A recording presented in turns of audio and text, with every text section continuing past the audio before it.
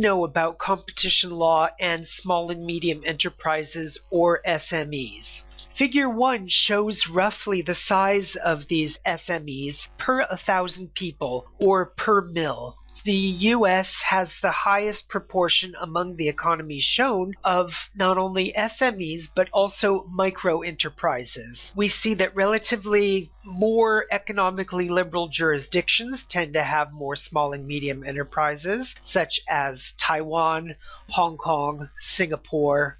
Yet we see such development even in places where businesses are considered to be more integrated, such as in Korea, China, and other places even such as Malaysia.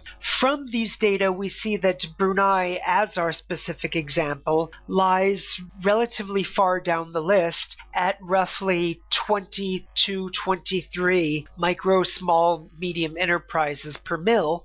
Even though these SMEs represent a relatively small fraction of the population, they nonetheless constitute a very important part of employment in most of these jurisdictions. So if in the US, employment in small and medium enterprises constitutes roughly 25% of such employment, then in Brunei it's 60%. Thus, clearly, SME law and SME performance is important for a whole range of issues in the macroeconomy. Most importantly, employment, returns to labor, incomes, and so forth.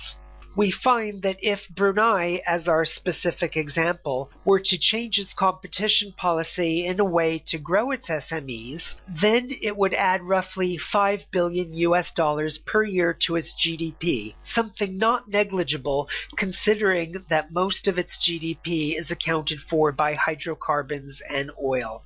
If SMEs and their development is so important to so many jurisdictions, then policymakers often see SME development as the motor for growth in the entire economy.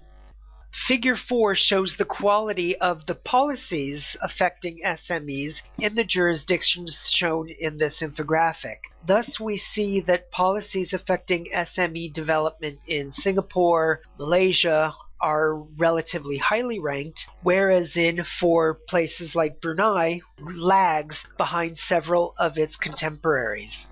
Thus, common sense might lead us to think that, well, if only SME policy was made better, that would help promote economic growth in general.